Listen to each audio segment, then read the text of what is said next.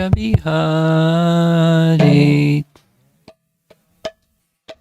Madhava Bihari Jaya Radha Madhava Kunja Bihari.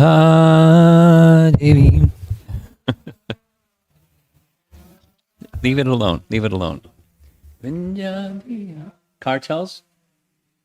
Gopi Jana Balabha Girivara Dadi Gopi Jana Balabha Girivara Dadi Gopi Jana Balabha Girivara Dadi Gopi Jana Balabha Girivadadari Kosadanandana Brajajanaranjana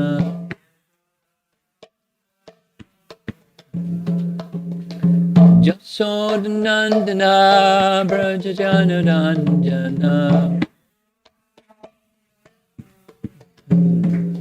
Jamanatira Vanachari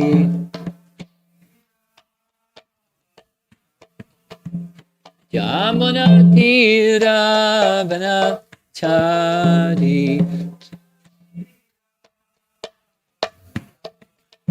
Jaya Radha Madhava Kunjabi Hari Jaya Radha Madhava Kunjabi Jaya Radha Madhava Kunjabi Adi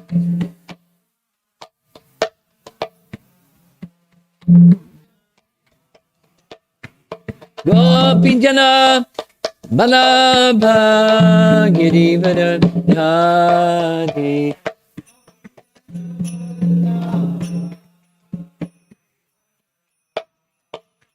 Gopinjana Balabha Girivara Dhari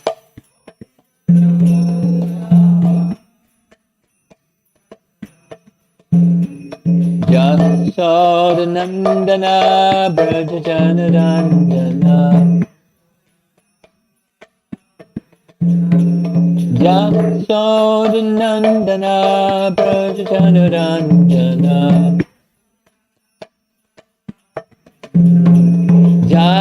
Jamanatira Vanachari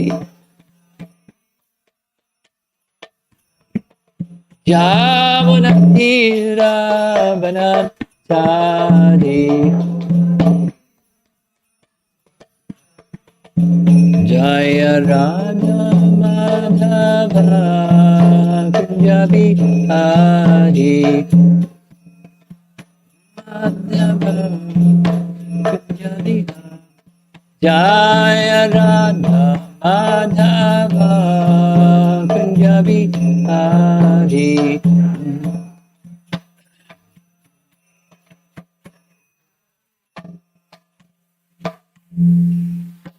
Jayom Vishnu Pad Paramahansa Parivitacharya Asatarasata Simad His Divine Grace is Bhaktivedanta Swami Srila Prabhupada Ki Gaur Premanandi.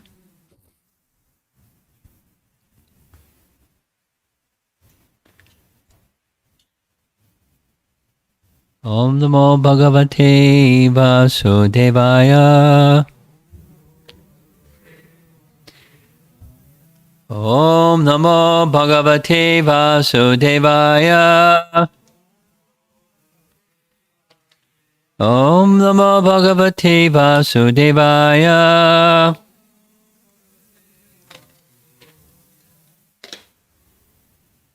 We're continuing part 2 of a long series, hearing from Chaitanya Bhagavata, the life of Lord Chaitanya, written by Vrindavan Das Thakur. We had a little discussion yesterday about the life of Vrindavan Das Thakur. And since last night I did some research, because there was the question was, how old was his mother when he was born? And did he have association with Chaitanya Mahaprabhu? Because the other primary biography about Lord Chaitanya's life was written by Krishnadas Kaviraj, which Prabhupada translated and made the Bhaktivedanta purports. Krishnadas Kaviraj lived quite some time after Lord Chaitanya, and he never had Lord Chaitanya's association. Krishnadas Kaviraj. And Vrindavan Das Thakur was the first of Lord Chaitanya's biographers. And he was alive while Lord Chaitanya was alive, but did he have his association? And apparently not. So here's the chronology. Listen to the numbers. The birth of Chaitanya Mahaprabhu in our Western calendar was in the year 1486. 1486. And Vrindavan Das was born, according to his biography, in 1507. And of those two dates, the first date is definitely correct because we hear it all the time. Chaitanya Mahaprabhu was born 1486. By our Western calendar, that's around the time that Christopher Columbus from Spain was trying to find out if the world was flat or round. Right? At least that we know from American history. Christopher Columbus got in 3 boats heading for India. They get the spices from India with the conviction that the earth was round. And he could go west instead of east to get to India to get spices. Instead he bumped into America. 1492. Lord Chaitanya's birth was 6 years before that. He wasn't trying to find out if the world was round or flat. He was giving love of God to the world. And the birth of Vrindavan Das, according to Vrindavan Das's biography, was 1507. So you add 14 to 7, you get 21. Lord Chaitanya was 21 when he was born.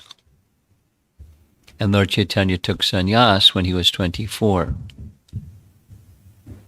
So it's a possibility that during the 3 years after he was born, that as a small baby, Vrindavan Das, had Lord Chaitanya's association. Which is possible because according to the biography of Vrindavan Das, he was born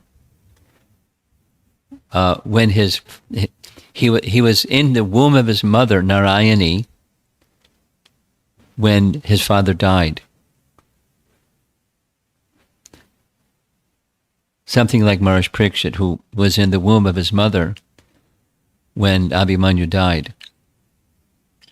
So, shortly after he was born, his mother, Narayani, who was the daughter of one of Srivas Thakur or Srivas Pandit's brothers, went to his home. Narayani, his mother, with the small baby, went to his home, Srivas, because they lived in an extended family. There were 4 brothers, Srivas, Sripati, Srinidhi, I forget the other one's name. So one of the brothers had Narayani as his daughter, thus Srivas's niece. And when her husband died before the child was born, she went to her father's home for the initial stages of the child being born and being cared for. So it's possible when he was just up to 3 years old, because after that Lord Chaitanya left Mayapur and didn't return, left Navadvip and didn't return. However, the dating is a little awkward. This is just, it may not be interesting to you, but because I spent the time. Narayani was 4 when she received some special mercy from Lord Chaitanya. Narayani, his mother, had direct association. When she was 4, Lord Chaitanya called for her to come and ordered her, chant Krishna's name in ecstasy of love of God. And she began like a mad person, little girl, 4 years old, calling Krishna's name, crying loudly in an ecstasy of love of God. And Srivas, the purpose of that pastime, was to help Srivas become fearless. Because Srivas was afraid that there was a rumor that was deliberately passed around that the king, the Muslim king, heard about the kirtans at Srivas's home, and the Vaishnavas are going to be plundered. The king is bringing a whole battalion of his army people, and they're going to blast and butcher the Vaishnavas for chanting Krishna's name so loudly, like was happening at Srivas's home. And he wasn't afraid for himself. He was very concerned for the safety of the Vaishnavas. So there's a wonderful pastime that Lord Chaitanya enacted. The pastime goes like this. He knowing, because he's omniscient, he knew what the rumor was. He knew Srivas's anxiety. So while Srivas was doing his morning puja, worshipping his Shalagram Shila, Lord Chaitanya went to take his bath at the Ganges. On the opposite side of the Ganges, he saw cows. He entered into a mood of Krishna and Vrindavan, seeing the cows, and went swiftly running to the house of Srivas and sat on the altar and told Srivas to worship me. And then offer prayers to me and so forth. And he declared to Srivas, I've heard this rumor. Don't worry, I'll stop the king. He was showing his divinity, because prior to this, Lord Chaitanya was hiding his divinity. He was showing his quality as a sannyasi devotee. Wasn't yet a sannyasi. He was just Nimai Pandit, a young scholar.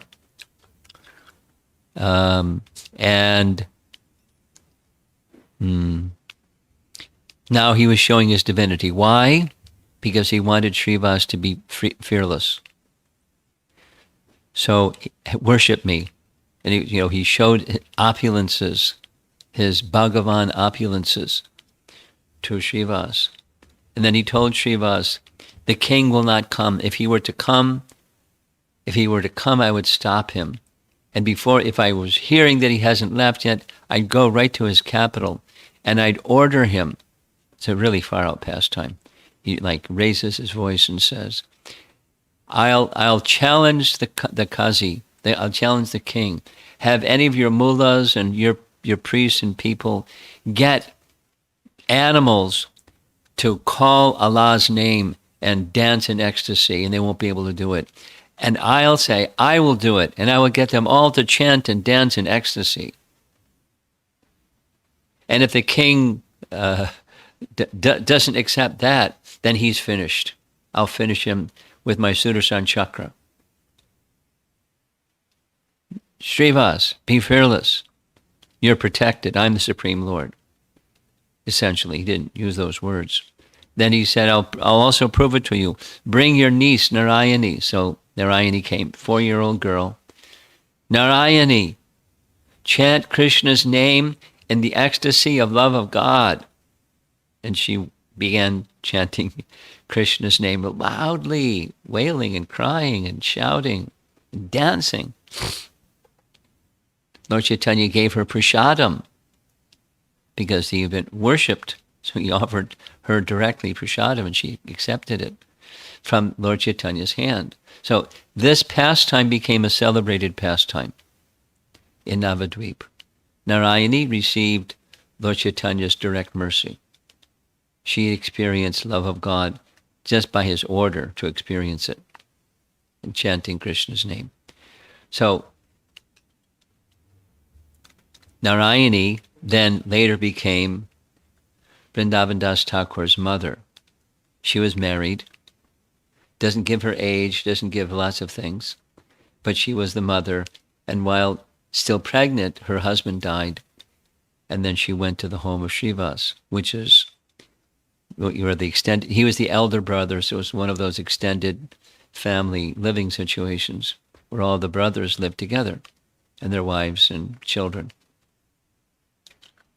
So she, Narayani, and her small son Vrindavan Das may have had Lord Chaitanya's association for that brief while, but otherwise his entire writing was just from hearing about Lord Chaitanya, because everyone was wild or, absorbed in Gaurakatha, Gaura Lila.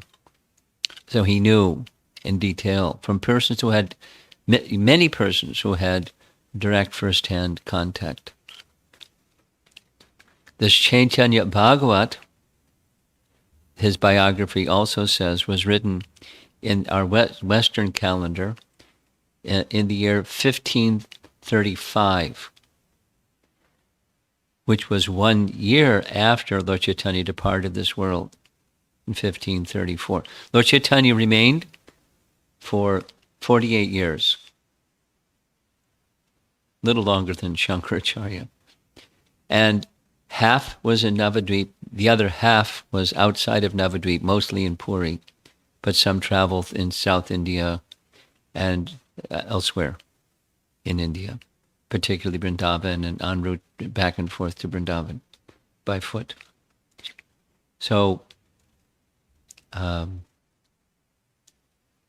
number of years, 5-6 years travel, and the rest of the time was just fixed in Puri. So his pastimes, yesterday we read the first chapter, a little summary of the first chapter that you may not have heard. Vrindavan Das is particularly honoring Lord Chaitanya and Lord Nityananda. Lord Nityananda was his Diksha Guru. He definitely had association with Lord Nityananda. And he gives elaborate glorification of Lord Nityananda in many ways, and indicates that Lord Nityananda ordered him to write this biography. And a point of correction from what I said yesterday. What I said yesterday was his book was previously called Chaitanya Charitamrita. That was wrong. His book was previously called Chaitanya Mangala. Chaitanya Mangala.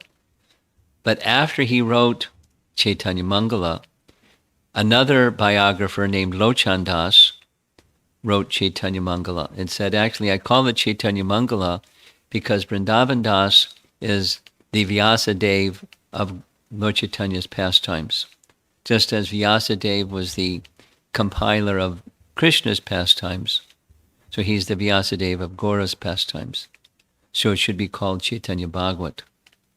And all the Vaishnavas accepted. So from that time forward, Chaitanya Bhagavata. Chaitanya Mangala became Chaitanya Bhagavata. Chaitanya Mangala is another very ecstatic biography, yet a third different style. And the style of Vrindavan Das is very spontaneous. It's not highly philosophical. It's quite authoritative. But by not philosophical means when he would make statements, he didn't support it with scripture and cross scripture, and some people have a doubt about this, and to that, here's the doubt, and to that doubt, this is the answer, and all those kinds of things with abundant scriptural references in Chaitanya Charitamrita is much more scholarly and comprehensive. So Chaitanya Bhagavata deals with these three parts. The Adi Lila is up until his initiation, so his scholarly pastimes. And then from his initiation until he takes sannyas. This is the middle part, Madhya, Kanda. And Adi is after sannyas, he goes to Puri. That's how the division is made in Chaitanya Bhagavata. So we're going to go to chapter 2, which is his appearance. And it's ecstatic. Just one final comment before reading. The plan, let's see how it works. The plan is just to read little intervals of making comment, but just to get a flavor of Vrindavan Das Thakur's wonderful writing, and to open your minds, our minds, to the appearance day of Lord Chaitanya, which comes later this month. And hopefully, when the appearance day comes, you'll have more of, your heart will be oriented towards the importance of this event in our life as devotees of Krishna.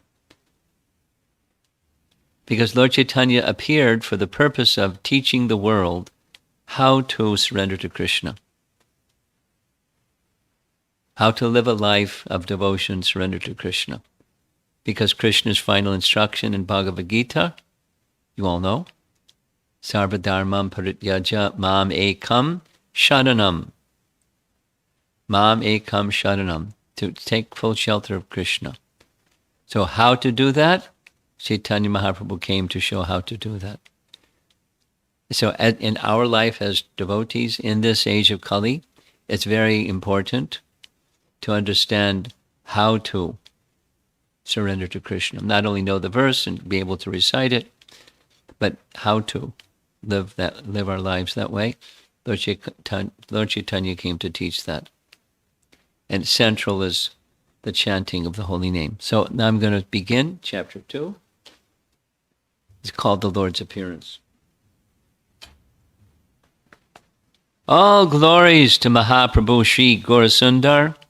All glories to the son of Jagannatha Mishra, the Lord of all lords. All glories to the life and soul of Nityananda and Gadadhar. All glories to the shelter of the devotees, headed by Advaita Prabhu. All glories to Lord Gauranga, along with his associates. By hearing the topics of Sri Chaitanya, one attains devotional service to the Lord. I again offer my obeisances at the lotus feet of Sri Chaitanya and his devotees. Let the topics of Sri Gauracandra become manifest on my tongue. All glories to Sri Gauracandra, the ocean of mercy. All glories to Nityananda Prabhu, the personification of devotional service. Although the truths of the two brothers, that's Lord Chaitanya and Nityananda, and their devotees are incomprehensible, they can be realized by the mercy of their lordships. The knowledge of personalities like Lord Brahma is enhanced by the mercy of Lord Krishna. This is confirmed in all the scriptures, such as the Vedas and Srimad Bhagavatam. May the Lord, who in the beginning of the creation amplified the potent knowledge of Brahma from within his heart, and inspired him with full knowledge of creation and of his own self, and who appeared to be generated from the mouth of Brahma, be pleased with me. In the beginning of creation, Lord Brahma was born from the lotus, sprouted from the navel of Lord Vishnu. Still he had no power to see anything. When Brahma took full shelter of the Lord, then out of compassion the Lord appeared before him. Then, by the mercy of Krishna, Brahma received transcendental knowledge so that he could understand the various incarnations of the Supreme Lord. Lord Krishna's incarnations are very difficult to understand. Who has the power to understand them? Without his mercy. In the Srimad Bhagavatam, Lord Brahma concludes that the pastimes of Krishna's incarnations are inconceivable and inaccessible. O Supreme Great One, O Supreme Personality of Godhead, O Super Soul, Master of all mystic power, your pastimes are taking place continuously in these three worlds, but who can estimate where, how, and when you are employing your spiritual energy and performing these innumerable pastimes? No one can understand the mystery of how your spiritual energy acts. That's a paraphrase of a verse from 10th Canto, Chapter 14, Brahma's Prayers to Krishna. Who has the ability to know why Krishna Chandra incarnates? Still, I'm giving whatever reasons are described in the Srimad Bhagavatam and the Bhagavad Gita. Here's another. Whenever and wherever there's a decline in religious practice, O descendant of Bharata, and a predominant rise of irreligion, at that time I descend myself. Bhagavad Gita. Another. To deliver the pious and to annihilate the miscreants, as well as to reestablish the principles of religion, I myself appear millennium after millennium. Another one. Whenever there is a decline in religious principles and irreligion becomes more prominent day by day, at that time, the demigods headed by Brahma pray at the lotus feet of the Lord to protect the sadhus and destroy the miscreants. The Lord then appears in this material world with his associates and paraphernalia in order to reestablish the principles of religion. The religious principle of the age of Kali is congregational chanting of the holy names of the Lord. Sri Sachinandana incarnates to establish this principle. It is stated in the Srimad Bhagavatam that the Supreme Absolute Truth, Lord Gauracandra, incarnates to propagate the chanting of the holy names. O King, in this way, in Dwapara Yuga, in this way, people in Dwapara Yuga glorified the Lord of the universe. In Kali Yuga, also people worship the Supreme Personality of Godhead by following various regulations of the revealed scriptures. Now kindly hear this from me. This is Canto 11, Chapter 3, I think. In the age of Kali, intelligent persons perform congregational chanting to worship the incarnation of Godhead, who constantly sings the name of Krishna. Although his complexion is not blackish, he is Krishna himself. He is accompanied by his associates, servants and weapons, and confidential companions. Lord Chaitanya inaugurated the congregational chanting of the holy names as the essence of all religious principles for the age of Kali. In Kali Yuga, the Lord incarnates with his associates in order to maintain the religious principle of Sankirtana. On the order of the Lord, all his associates took birth in human society. And that's an important teaching or fact, and that is the associates of Lord Chaitanya in Gaura Leela have their spiritual counterpart in Krishna Leela. So when Krishna appeared, he brought with him his associates who took birth in human society with different names, but the same personalities of Krishna Leela.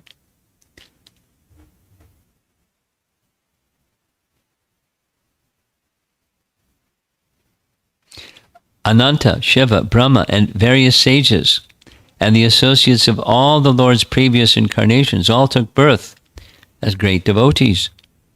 Only Gaura Krishna knew which associate took birth as which devotee. Some took birth in Navadvip, some in Chattagram, some in Radha Desh, some in Orissa, some in Sri Hatta, and some in the West. doesn't explain in the western part of India. Although the devotees appeared in different places, they all gathered in Navadvip. Most of the Vaishnavas took birth in Navadvip, and some beloved associates appeared elsewhere. Srivas Pandit, Sri Ram Pandit, and Sri Chandrasekhar are worshipped throughout the three worlds. Those are prominent personalities in Lord Chaitanya's pastimes. Srivas is Narada Muni in Krishna's pastimes. They, along with Sri Murari Gupta, who cures the living entities of their material disease, all took birth in Sri Hata. Pundarik Vidyanidhi, the topmost Vaishnav, Chaitanya Bhagavata, and Vasudev Datta all appeared in Chattagram. Haridas Thakur appeared in the village of Burdhan. The Supreme Lord Nityananda Prabhu appeared in the village of Ekachakra in Radhadesh. The exalted Hadai Pandit was the king of the Brahmanas. He was accepted as the father of Lord Nityananda, who is the original father of all. The ocean of mercy, the giver of devotional service, the shelter of all Vaishnavas, Sri Nityananda Ram, appeared in Radhadesh. At the time of Nityananda's appearance, all the demigods secretly showered flowers and chanted, Jaya, Jaya. From that day on, the land of Radha began to prosper, and signs of auspiciousness became visible. Paramananda Puri, who enjoys pastimes with the Lord in Nilachala, appeared in Tri Hutta. The banks of the Ganges are most sanctified. Why would a Vaishnav take birth at an impious place? The Lord appeared on the bank of the Ganges, so why did his associates appear in distant places? You might have been wondering. Out of compassion, Lord Krishna ordered his great devotees to appear in places where the Ganges does not flow, where the holy names are not chanted, and where the Pandavas did not visit.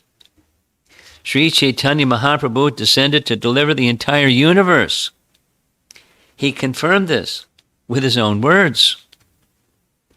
The Lord had his devotees who are equal to him appear in impious places and in impious families in order to deliver everyone.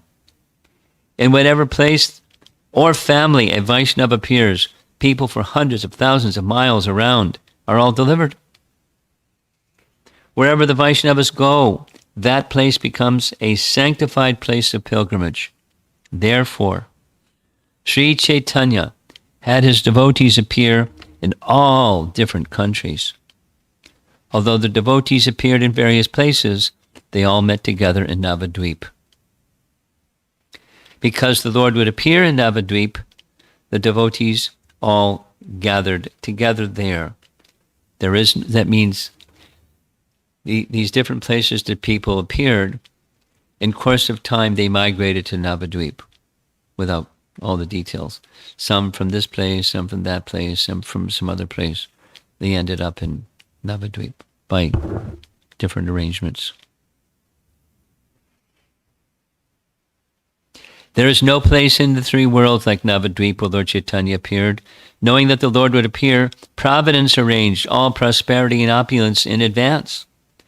Who can describe the opulences of Navadvip? 100,000 people would take bath at once at one bathing ghat. Wow. Sounds dangerous. By the merciful glance of Saraswati, the goddess of learning, hundreds of thousands of children, youths, and old people were expert in the scriptures. They were all proud of being great scholars. Even a young boy would challenge his teacher. Many people came from various provinces to study in Navadvip, because by studying there one achieved a taste for education. Therefore, no one could count the innumerable students and millions of teachers gathered there. By the merciful glance of Rama, the goddess of fortune, everyone lived happily there. But they wasted their time in mundane activities. So he's going to portray something that appears again and again in Chaitanya Bhagavata. That is his lamentation, Advaita Acharya's lamentation, Haridas Thakur's lamentation, all of this opulence and all of this high learning and people using it for material purposes. How lamentable. Oh, what great misfortune. It's very extended and repeated. The whole universe was devoid of devotion to Krishna and Balaram, and future symptoms of the age of Kali became manifest in the beginning of the age. People's religion consisted of fruitive activities, and they would stay awake through the night chanting prayers to Mangala Chandi, goddess Durga. Some people proudly worshipped Vishahari, the goddess of snakes, and others spent great wealth on idol worship. People squandered money on the marriages of their sons and daughters, and in this way, they wasted their human lives. Even the so-called scholars, the Bhattacharyas, Chakravartis, and Mishras, did not know the real purpose of the scriptures. And even after teaching the scriptures, the teachers still engaged in such activities. As a result, both the teacher and the students were punished by Yamaraj. They never explained the religious principle for the age, chanting the holy names of the Lord. They only found faults with others. They never glorified anyone.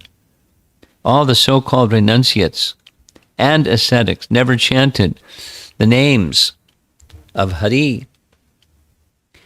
Only the most fortunate people would recite the names of Pundarikaksha and Govinda at the time of taking bath.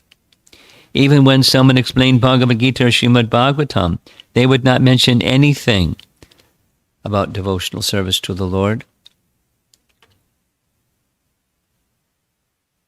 Seeing the entire world illusioned by the Lord's external energy in this way, all the devotees felt unlimited distress.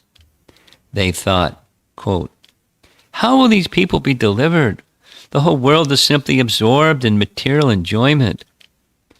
People will not chant the names of Krishna, even if they are instructed. Rather, they constantly glorify their education and good birth." The great devotees, however, followed their prescribed duties, like worshipping Krishna, bathing in the Ganges, and discussing topics of Krishna. They all bestowed their blessings on the people of the world and prayed, "Oh, Krishna Chandra, please quickly bestow mercy on these people." Residing in Navadvip at that time was Advaita Acharya, topmost Vaishnava, who was glorified throughout the world. Sri Advaita Acharya was the most respected teacher. He was as expert as Lord Shiva in explaining the devotional service of Lord Krishna with knowledge and renunciation. He explained all the scriptures that are found in the three worlds and concluded that devotional service to the lotus feet of Krishna is the essence of all teachings. Sri Advaita Acharya would enthusiastically worship Krishna with Tulsi Manjaris and Ganges water. He loudly called for Krishna in great spiritual ecstasy. That sound vibration pierced the covering of the universe and was heard in the Vaikuntha planets. On hearing Advaita Prabhu's cries of love, Lord Krishna personally appeared, for he is controlled by the love of his devotees. Now, what's being outlined here in a different way is found in Chaitanya Charitamrita, more scholarly and more systematic. There's, according to Chaitanya Charitamrita, and you'll hear it as we're going along, 3 external, 3 internal reasons. At least the external reasons. Responding to the call of Advaita Acharya was one. Appearing to inaugurate the Yuga Dharma, the chanting of the holy names, another. is hinted at here. The third, fulfill his promise that he made in Bhagavad Gita to appear and protect the devotees, etc. So that they're mentioned here, but it's like very systematically presented in Chaitanya Bhagavata. Therefore, Dvaitacharya is the best of all Vaishnavas. There's no comparison to his devotional service in the entire universe. In this way, Dvaitacharya resided in Nadia in great distress because of people's lack of devotion. Everyone in the entire world was engaged in materialistic activities. No one was engaged in worshipping or serving Krishna. Some persons worshipped Chandi or Durga with various ingredients, and some people worshipped the yakshas with meat and wine. Whew. People would constantly dance, sing, and play musical instruments in a great commotion, but they never heard the supremely auspicious names of Krishna. By nature, the heart of Advaitacharya was full of compassion, so he mercifully contemplated how to deliver the living entities. He considered, if my Lord descends, then all these fallen souls would be delivered.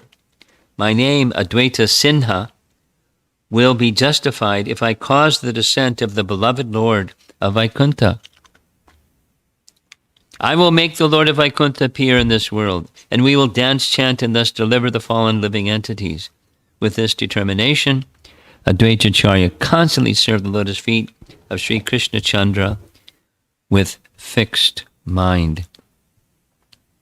Lord Chaitanya repeatedly confirmed that he incarnated due to the desire of Advaita Prabhu.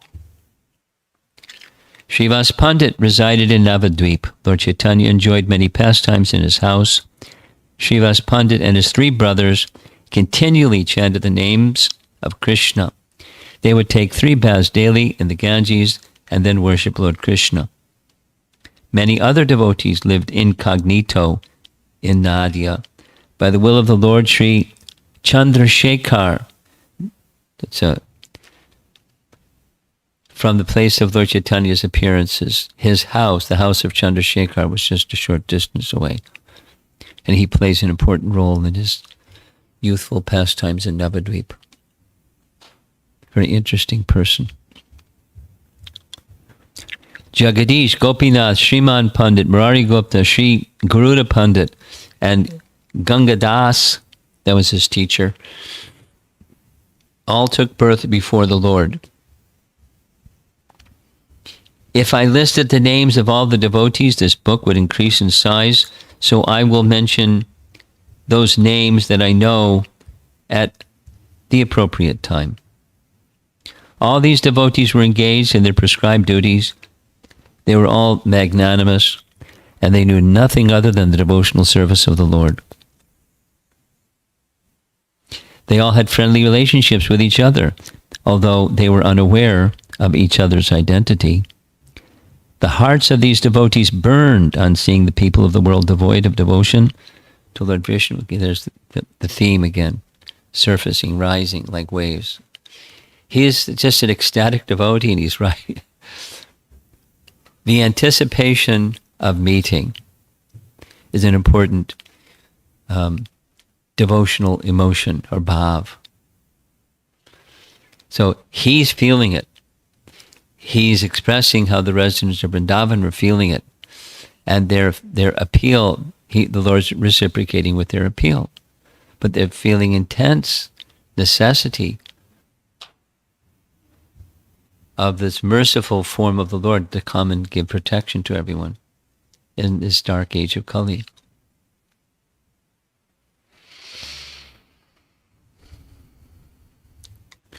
Because they could not find anyone interested in hearing topics of Lord Krishna, they would engage in kirtan by themselves. They would remain together for a couple hours in the house of Advaita Prabhu and mitigate their distress with topics of Krishna. The devotees felt that the entire world was burning, and they felt sorry because they could not find anyone to speak with. Sri Advaitacharya, along with the other Vaishnavas, tried to preach to the people, but they could not understand anything. in distress, Advaitacharya began to fast. And the Vaishnavas sighed deeply. People did not know why the devotees danced for Krishna or chanted his names. They could not understand who was a Vaishnava and what was the purpose of Sankirtan. People could not understand any of these things because their hearts were filled with desires for wealth and children. All the atheists would laugh at the Vaishnavas.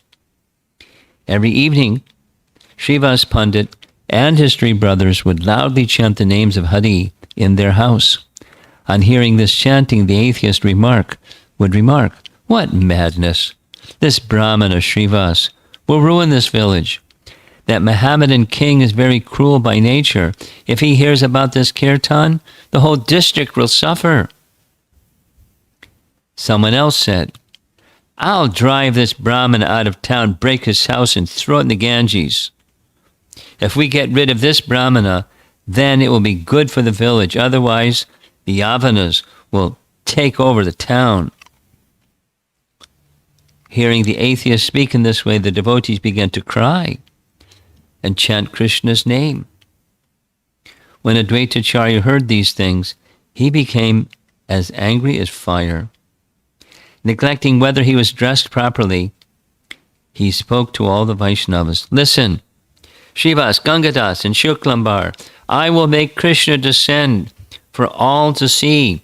He will personally come and deliver one and all by preaching devotional service with your help. If I fail to do this, then I will manifest 4 arms and take up my disc. I will sever the heads of all the atheists, and then it will be confirmed that Krishna is my Lord, and I am his servant." In this way, Sri Advaitacharya constantly worshipped the lotus feet of Krishna with great determination. The other devotees also shed tears as they constantly worshipped Krishna with fixed determination. As the devotees wandered throughout Navadvip, they never heard any topics concerning devotional service. Seeing the people's pathetic condition, some of the devotees wanted to give up their bodies, while other devotees sighed deeply as they called out the name of Krishna and cried. The devotees became so unhappy by seeing people's behavior that they lost their desire to eat. All the devotees gave up all material comforts the Supreme Lord prepared to Advent. By the order of the Lord, Sri Nityananda Ram, who was non-different from Ananta, first appeared at Radhadesh. So, Lord Nityananda was 12 years older. They didn't have the same, they're called brothers, they didn't have the same mother-father, but he appeared first, like Balaram was the elder brother. And Lord Nityananda was the elder brother. He appeared from the womb of Padmavati in the village of Ekachakra on the auspicious 13th day of the waxing moon in the month of Magh. The Lord, who is the original father of everyone, accepted Hadai Pandit, the king of the Brahmanas, as his father. Lord Balaram is an ocean of mercy and the bestower of devotional service. He appeared as Sri Nityananda Prabhu. Invisible to humans, the demigods loudly chanted Jai, Jai, and showered flowers. From that day on, the district of Radhadesh became filled with prosperity. In order to deliver the fallen souls, Nityananda Prabhu accepted the dress of a mendicant and traveled throughout the world, or at least he traveled throughout India. This is the description of Lord Ananta's appearance. Now please hear how Krishna made his appearance. Sri Jagannath Mishra lived in Navadvip. He was just like Vasudeva, and he was expert in following his prescribed duties. He was greatly magnanimous and the best of the Brahmanas. Indeed, I can find no comparison to him. All the good qualities of Kashyapa, Dasarath, Vasudeva, Nanda Maharaj were found in the person of Jagannath Mishra. His wife was the most chaste Sachi Devi, the universal mother and personification of devotional service to the Supreme Lord. After all her daughters expired, so Sachi had daughters, but shortly after they were born, they died. Something similar to what happened with Devaki, her first 6 sons. So Sachi had daughters and they died shortly after birth. After her daughters expired, the most fortunate Vishwarup appeared as her son. So Lord Chaitanya had an elder brother, Vishwarup. Vishwarup was as attractive as Cupid personified. His mother and father were jubilant on seeing him. Vishwarup was detached from the time of his birth, and he realized the purport of scriptures in his very childhood. As the entire world became devoid of devotion to Lord Vishnu, the future symptoms of Kali began to manifest in the beginning of the age. Whenever there is a Bhagavad Gita, whenever there's a decline in the practice of religious principles, the Lord incarnates knowing that the devotees were in distress. Lord Gauracandra Mahaprabhu appeared in the bodies of Jagannath Mishra and Sachi Devi.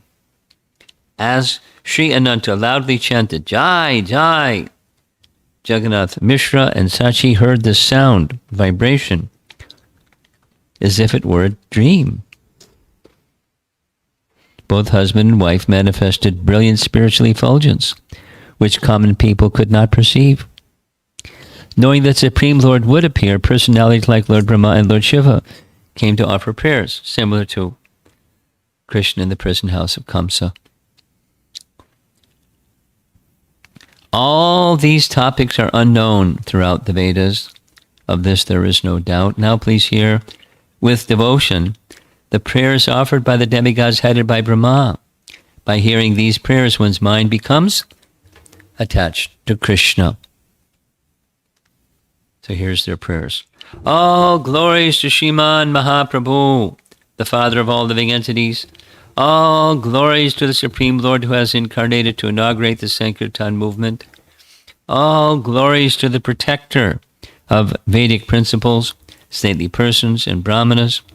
All glories to the personification of time which destroys the non-devotees. All glories to the Supreme Lord who possesses a pure spiritual body.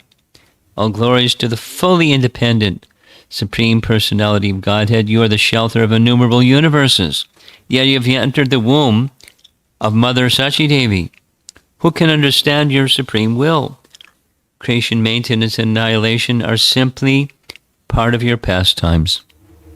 For one who destroys the entire creation simply by his desire, can he not kill Ravana or Kamsa simply by giving an order? Still, he appeared in the house of Dasharath and Vasudeva in order to kill them.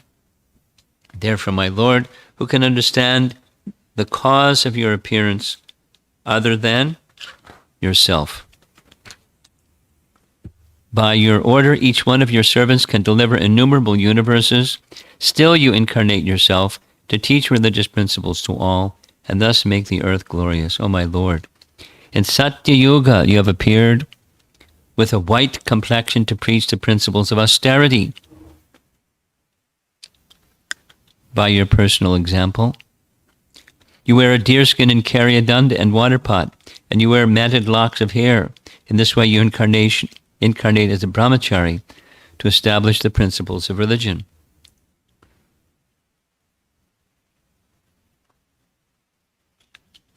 Doesn't give his name.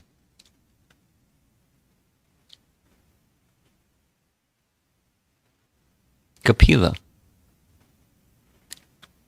No name is given, but that's a description of Kapila. You appeared in Chaitanya Yuga with a beautiful red complexion. Although you are the Lord of sacrifice, you set the example by engaging in the performance of sacrifice. He is the Lord of sacrifice, but he engages in sacrifice to teach. You carry a sacrificial ladle and spoon in your hands and encourage everyone to perform sacrifice. In Dwapara Yuga, you appeared in a transcendental blackish complexion that resembles a monsoon cloud. You preach the process of deity worship from house to house. You wear yellow cloth and you are decorated with the mark of Srivats. As a great king, you personally demonstrate the process of deity worship. You appear in Kali Yuga as a brahmana with a golden complexion to inaugurate the congregational chanting of the holy names, which is unknown throughout the Vedas. Therefore, you are the source of innumerable incarnations. Who has the ability to enumerate all of them? In the form of Matsya, you enjoyed in the water of annihilation. In the form of Kurma, you are the shelter of all living entities. In the form of Hayagriva, you saved the Vedas by killing the original demons Madhu and Kaitaba. In the form of Varaha, you delivered the earth. In the form of Shringa, you tore apart the demon Hiranyakashipu. In the wonderful pastime of Vamana, you deceived Bali Maharaj. In the form of Parshuram, you rid the earth of Kshatriyas. In the form of Ramachandra, you killed Ravana. In the form of Balaram, you performed innumerable pastimes. In the form of Buddha, you exhibited compassion. In the form of Kalki, you destroyed the Malechas. In the form of Dhanvantari, you delivered nectar to the demigods. In the form of Hangsa, you spoke the absolute truth to Brahma and others. In the form of Narada, you carry a veena and sing your glories. In the form of Vyas, you explain the truth about yourself. In the form of Krishna, your unlimited enchanting Gokula pastimes include those of all other incarnations. In this incarnation, as a devotee, you'll invest all your transcendental energies in the performance of Kirtan. The whole world will be filled with the sound of Sankirtana, and pure devotional service will be preached from house to house. How can we describe the happiness that this earth planet will enjoy when you dance along with your servants? That goes on, and I don't know if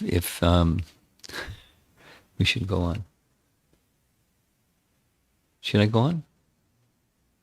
Yes? I guess people that want to hear are still here, and people that didn't are doing something else. His style is, like I mentioned, spontaneous. There's scholarship, but it's not a scholarly writing. It's more just ecstatic, following the line of scripture, but it's charting new territory. As I mentioned, he was born in according to his biography, he was born in 1507, and this was published when he was 23, 28. Yeah, young man. But he's, since childhood, gotten Lord Chaitanya's mercy and the his associates' mercy. So he's filled up to the brim with ecstatic love for Krishna, Lord Chaitanya. So he knows from them what he's writing. And he says that in the previous chapter. He has prayed to Lord Nityananda for the mercy because he instructed him to write it. So, but how can I speak without his mercy? So may his presence be on my tongue as I speak his glories. And there's so many things, but only speak those things that I've heard directly from the devotees. So that's what he's a young man singing Lord Chaitanya's glories.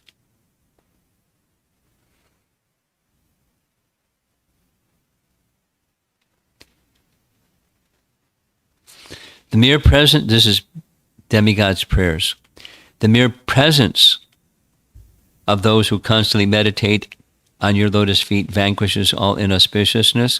As such persons dance, the touch of their lotus feet destroys all the inauspiciousness of the world. By their glance, the 10 directions are purified. Such are your glories. Such is the dancing. And such are your servants, that when they dance with their arms raised, the disturbances in the heavenly planets are destroyed, my dear king. When Krishna's devotees dance in kirtan, they destroy the inauspiciousness of the earth by the touch of their feet, the directions by their glance, and the higher planetary systems by their upraised arms. O Lord, you will personally appear and perform kirtan with your pure devotees, O Lord, who has the power to describe your glories. You will distribute devotional service to Lord Vishnu that is unknown throughout the Vedas. You easily award liberation, but you keep devotional service hidden. We have a desire to attain that devotional service, O Lord. You will freely distribute the treasure of devotional service throughout the world simply due to your causeless mercy. By the chanting of whose holy names all sacrifices are performed, that Lord has now appeared in Navadvip. O Lord, please be merciful to us, so that we may have the fortune to see your pastimes. The long-cherished desire of the Ganges will now be fulfilled when you sport in her waters. You, who are seen through the yogi's meditation as Yogeshwara, will now be seen in the village of Navadvip. We therefore offer our respectful obeisances to Sri Navadvip, where the Lord appeared in the house of Sachi Devi and Jagannath. In this way, the demigods headed by Lord Brahma would daily offer prayers in seclusion. The Lord, who is the shelter of all the universes, remained in the womb of Sachi Devi until Palguni Purnima gradually approached. All the auspicious symptoms present throughout the unlimited universes appeared together on that full moon night. Thus, the Lord simultaneously appeared along with the congregational chanting of the holy names, which he inaugurated on the pretext of a lunar eclipse. Who has the power to understand the activities of the Lord? By his desire, Rahu covered the moon. When the inhabitants of Navadvip saw the eclipse, they began to chant the auspicious names of Hari. Millions of people went to take bath in the Ganges while chanting Hari Bol, Hari Bol. The whole of Nadia was filled with the sound vibration of the name of Hari. Indeed, the sound vibration filled the entire universe and beyond. Hearing this wonderful vibration, all the devotees remarked, "Let there be a perpetual eclipse." All the devotees said, "From the great happiness that we are feeling today, it can be understood that Krishna must have appeared." As the devotees all went to take bath in the Ganges, the vibration of the name of Hari was continually heard in all directions.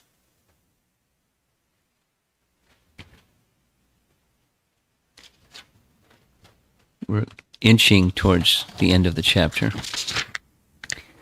Whether one was young, old, woman, pious, impious, everyone was engaged in chanting the name of Hari while observing the eclipse. All one could hear was Hari Bol, Hari Bol. Thus the names of Lord Hari was heard throughout the entire universe. The demigods showered flowers in all directions, and they played kettle drums as they chanted Jai Jai. At that very moment, the life of all living entities, Sri Sachinandana made his appearance.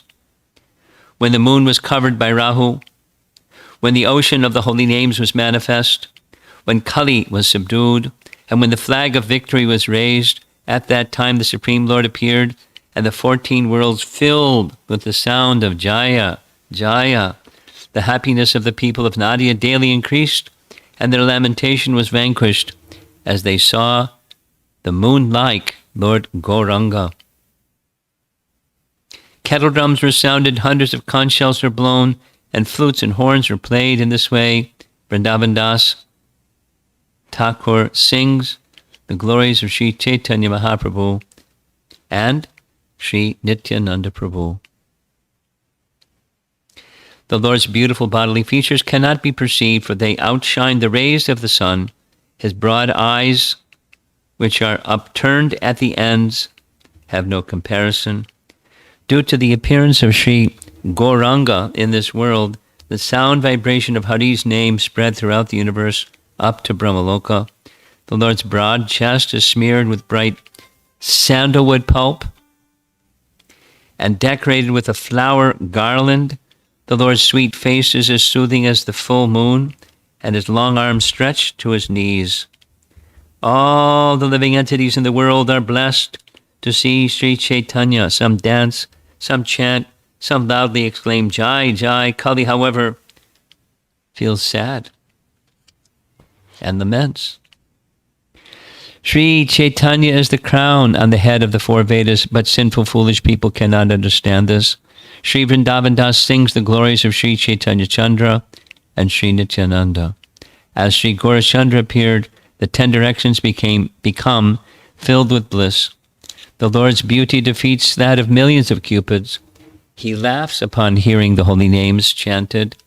The Lord's face and eyes are most sweet, and his body is decorated with the signs of a king. His lotus feet are marked with a flag and a thunderbolt. All his limbs attract the minds of all people. By his advent, all danger is vanquished, and all prosperity is manifest. Accepting Sri Chaitanya and Nityananda Prabhu as my life and soul, I, Vrindavadas, sing of their glories of their lotus feet.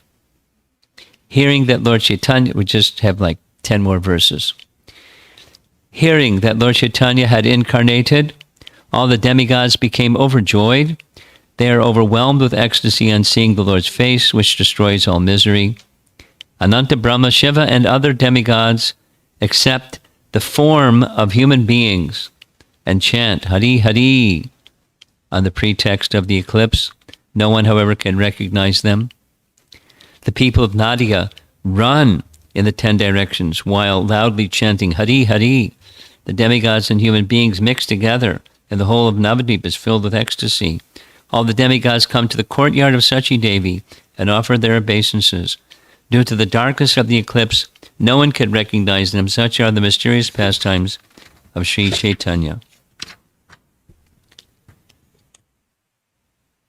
Last page. Some demigods offer prayers, some hold an umbrella, another waves a chamara, some happily shower flowers, others dance, and some play musical instruments. Lord Gaurahari descended along with his devotees, but the atheists did not understand a thing. Accepting Sri Chaitanya and Sri Nityananda Prabhu as my life and soul, I, Vrindavan Das, sing the glories of their lotus feet. The demigods play kettle drums and dindima drums, chant the auspicious sound of Jai, and sing in sweet melodies. The demigods think, today I will see the Lord who is unknown through the Vedas. Therefore, let us not waste time. In this way, the residents of Amaravati are in ecstasy, and an auspicious commotion arises as they decorate themselves to go see the Lord. Due to our great fortune, we will see Sri Chaitanya in Navadvip. Being overjoyed on the birth of Lord of Nadia, the demigods repeatedly embrace and kiss each other without reservation or consideration of whether one is friend or stranger. In this joyous condition, they come to Navadvip and hear the sound vibration of Hari's names from all sides. There they taste Gaura's ecstatic emotions and become overwhelmed as they sing his glories. There, in Sachi's house, they see the beautiful form of Lord Gauranga, who resembles millions of moons combined together in the guise of human beings, and on the pretext of the eclipse, they all loudly chant the name of Hari. Last, Sri Gauracandra appears along with his energies, but the atheist could not understand a thing. Accepting Sri Chaitanya and Nityananda Prabhu as my life and soul, I, Vrindavan Das, sing the glories of their lotus feet. So that's chapter 2, the Lord's appearance, and his childhood activities will soon begin.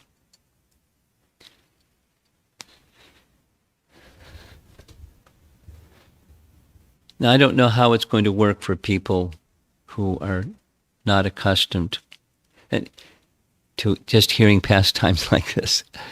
We're commonly accustomed to hearing philosophy. You know, certainly some pastimes, but largely the philosophy of the Upanishads or of Bhagavad Gita is kind of like the ABCs, the importance of detachment from objects of the senses, controlling the senses, controlling the mind, engaging in processes of yoga, following, carrying out of prescribed duties without attachment to the fruits of your work, and all of those ABCs. And just a little sharing, I've been, for the past several years, there's a little playback device, not a recording device, it's about that big. And it has all of Prabhupada's recorded lectures. And I just listened to the entire Bhagavad Gita series twice. And now I'm starting with Srimad Bhagavatam, verse by verse, and some verses.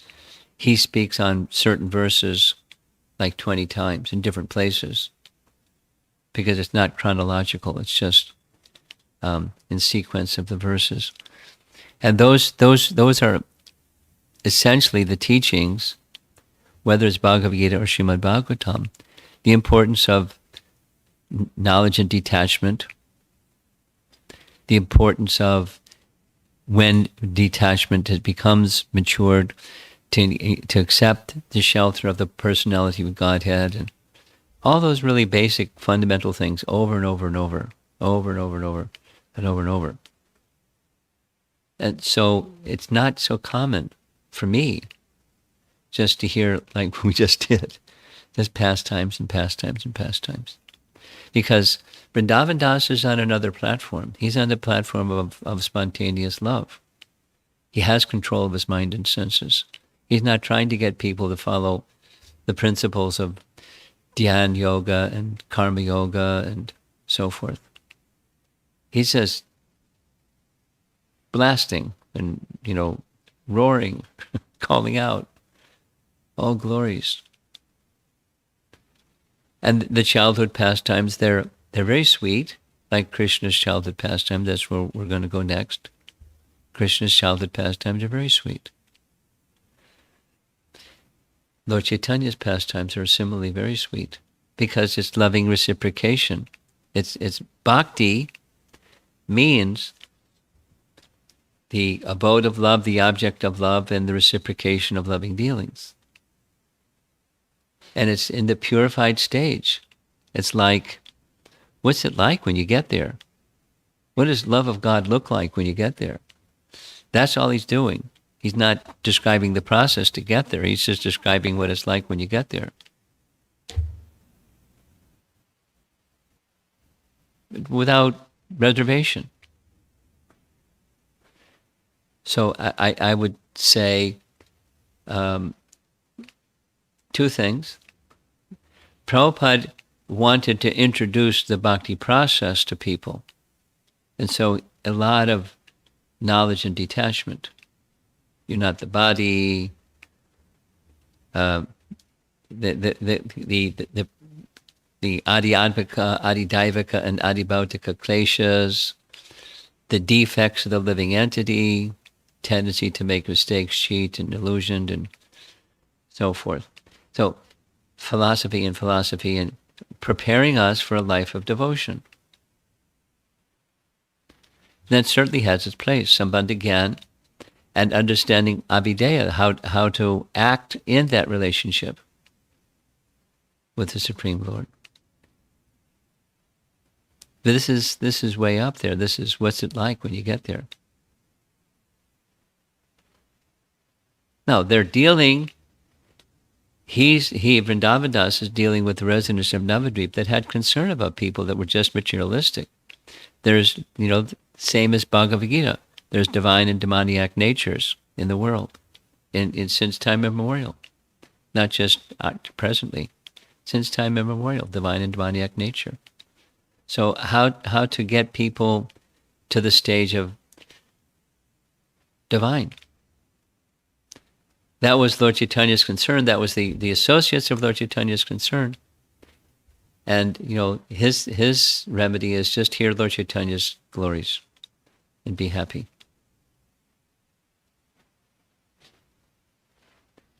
So, from experience so far, when it comes to discussion time, there's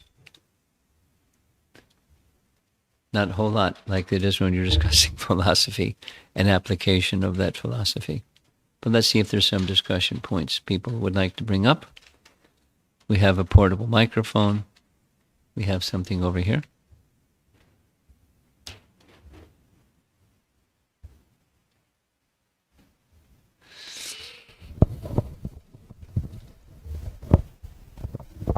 Hare Krishna Maharaj, thank you so much for the amazing lecture. It was really nice to hear the pastimes. I have a question. You were mentioning about the internal reasons why Chaitanya Mahaprabhu appeared, but Okay. what are they? Like, what There's are the three. internal reasons? There's 3 external, 3 internal. According to Krishnadas Kaviraj, the 3 internal ones was what you're asking. It's a long narration, but the 3 are, Krishna wanted to know, what is that love that Radha feels for me? Second, what is the happiness she experiences in that love for me? And the third is, the qualities in me, how does she taste those qualities in me? They're not totally disconnected, but that's the 3 parts. So in the mood of Radha, he appeared. Krishna himself in the mood of Radha to experience those 3 internal things. That's, Braja Prem, in, simple terms. Lord Chaitanya came to deliver Braja Prem to the world by showing himself. Here's what it looks like. You do your worldly duties and enter into Braja Prem. Okay? Yes, second. Another question. So, is there a reason why always Nityanand Prabhu or Balaram, they were always elder to Krishna? Like, we know sometimes they say in like Ram Leela. There's a transcendental reason that appeals to logic, and that is, in Ramachandra's pastime, he was the younger brother, and it was too complicated, so he wanted to be the older brother.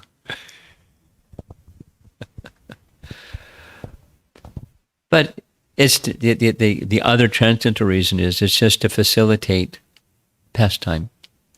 To nourish the pastime, Balaram does whatever, or that first expansion of Krishna does whatever is appealing.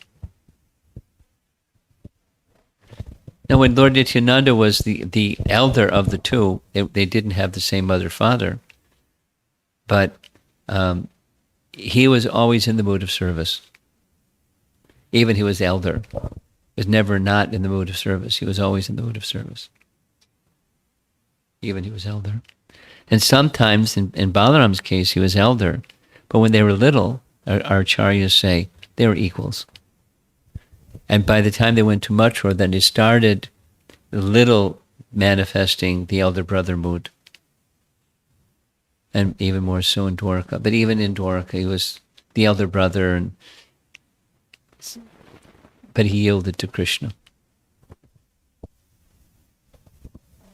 I have one last question.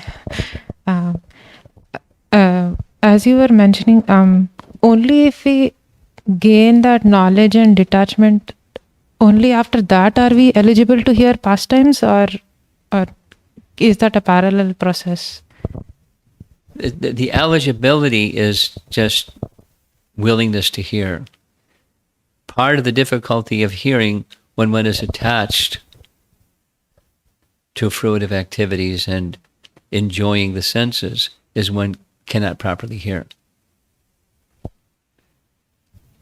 The potency is there even if one is attached. So, purification and benefit comes even if one is attached. So eligibility is just hearing. But one can hear better and appreciate more when one has some knowledge and detachment. Understood. Thank you so much.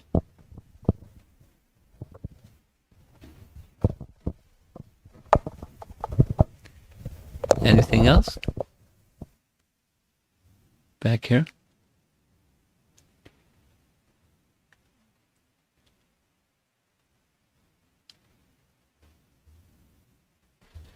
Thank you, Maharaj.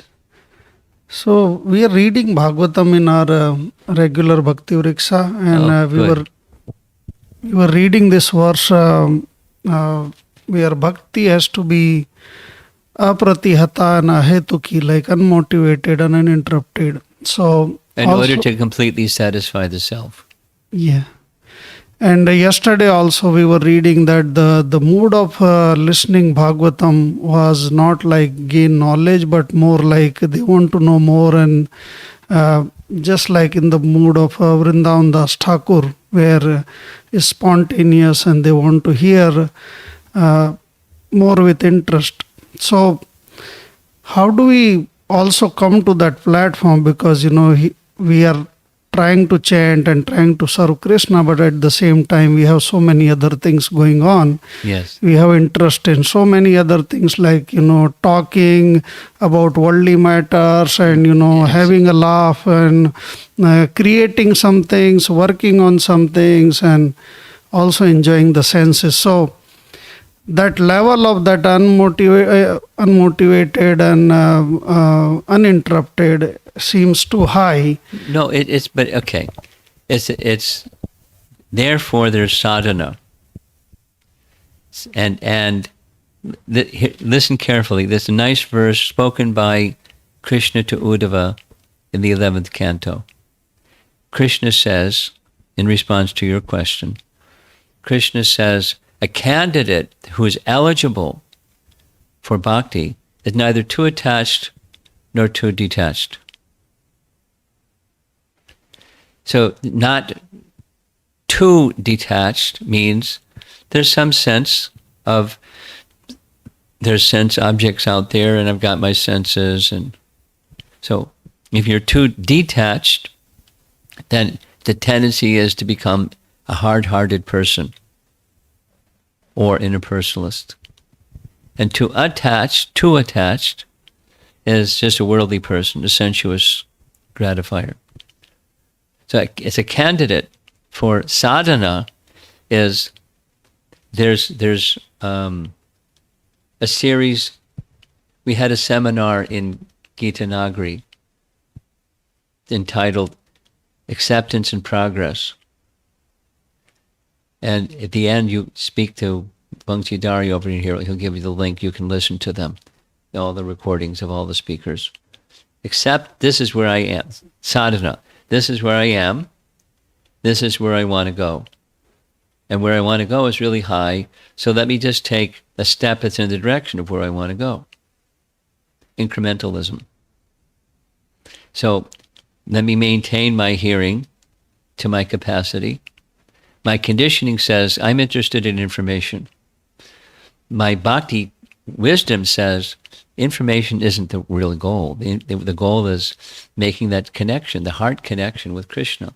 But I'm here, I'm conditioned in this, so this is the acceptance and then progress. That's sadhana. So you and I and all of us are encouraged to engage in sadhana bhakti, which means this is where I am. That's where I want to go. Ahitukiya pratyataya yatma suprasidati. That's where I want to go. I'm not there yet. Let me make a step in the direction. What's a doable step in the direction? You identify what that is. One of them is just doing what you're doing in your reading group. You're reading together, being honest with each other about this is where I'm at, and that's where I want to go. And how do I apply this in practical terms? That's sadhana bhakti. Acceptance and progress. With details. But there's the principle. Sadhana bhakti. Because two things with sadhana bhakti properly done. Cleansing and awakening of our dormant love for Krishna. It becomes awakened. And you have to wait for cleansing to be fully effective. You have to wait for this knowledge and detachment question. I have knowledge, but I have attachment. I'm not yet like so detached. But, that's acceptance. And then progress. Okay, but I have faith in the means to get there, so let me take the means to get there. That's sadhana. And done properly, it'll get me there. The cleansing and the awakening. It'll just continue. Like sprouting of a seed. It can sit in its seed form with a nice shell for hundreds of years and just sit there. But when you sprout it, and then the life that's inside starts to come out. That's the sadhana practice. The covering becomes removed, and the life that's inside awakens. That's sadhana. That's what we're doing. Hearing topics of Krishna in this mixed stage with faith, in the association of others like me, like-minded persons. Thank you, Maharaj. Okay? Yes.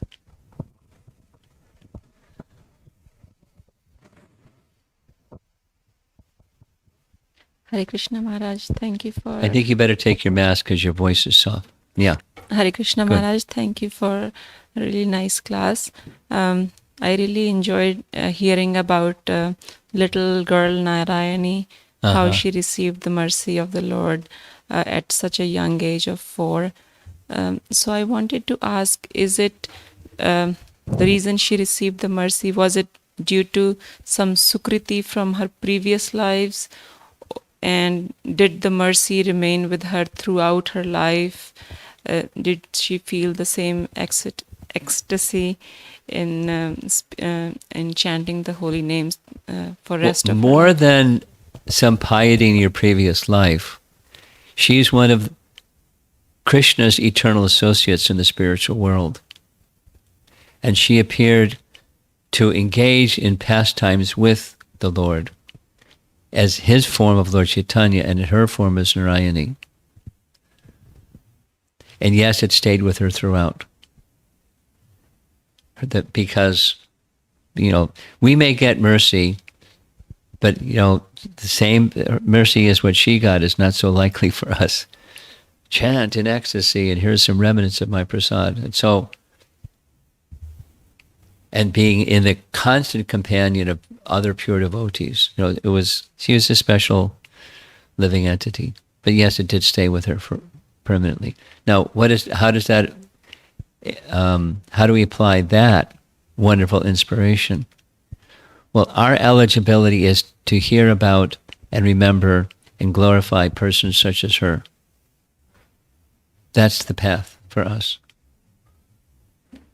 Constantly hear, chant, remember, and glorify such exalted person. That's why we're doing what we're doing. Because it makes us eligible. That punya shravana kirtana. It's more than the material piety, it's spiritual piety just by hearing about the Lord and his associates. Thank you, Maharaj. That creates our eligibility. And same with cleansing and awakening.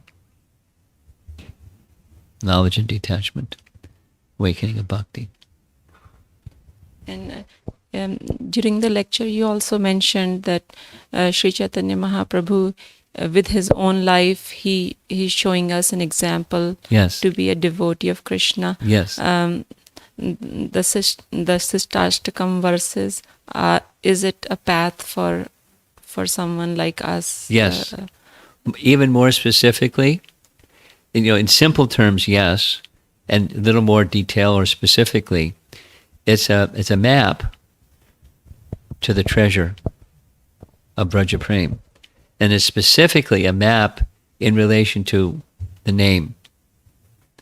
It's a teaching of how to chant the name, both externally and internally. But the internal cultivation to reach the highest stages of Krishna consciousness through the chanting of the holy name.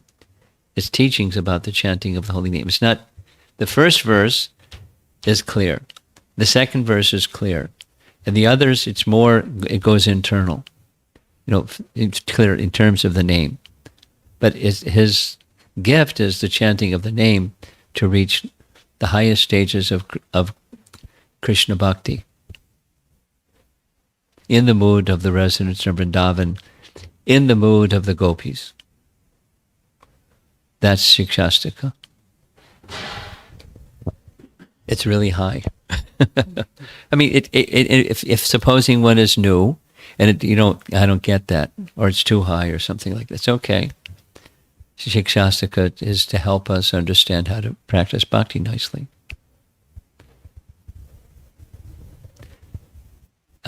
There's the GBC Strategic Planning Committee. I don't know if you get those reports. They've arranged this week for different very elevated speakers to speak on Shikshastika.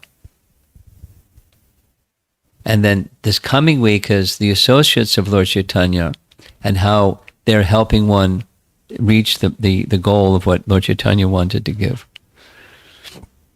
It's really very carefully planned out. It's live, but it'll be recorded, YouTube. And if you want to hear some really good speakers speaking about Shikshastika, it's going to be recorded. Because I know some of the speakers, and they're really into it. It's going to be deep, but it's, yeah. How could we search on YouTube? How do you find out how you can hear those classes? Ask Ananda Vrindavan. She must be getting them. I'm getting them. And you can you go online. Just go to GBC Strategic Planning Committee.com and say, can I be a subscriber to your? And daily they send out 1, 2, 3, 4, 5 little tidbits, and the recording ones and the live ones. GBC Strategic Planning Committee.com.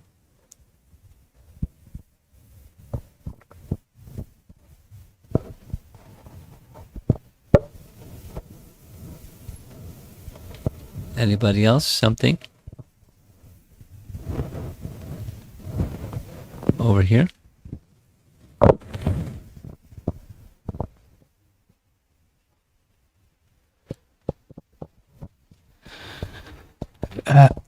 Maharaj, as you were reading through the verses of this chapter, there was one mention about the devotees feeling anxiety about not having any other person to hear or discuss Krishna Katha, and that my thought went to the verse from chapter 10 Bhagavad Gita, where Krishna says about Bodhayanta Parasparam, and also felt gratitude for Prabhupada for establishing this movement where people who are desirous of learning and also reading, hearing and discussing can come together.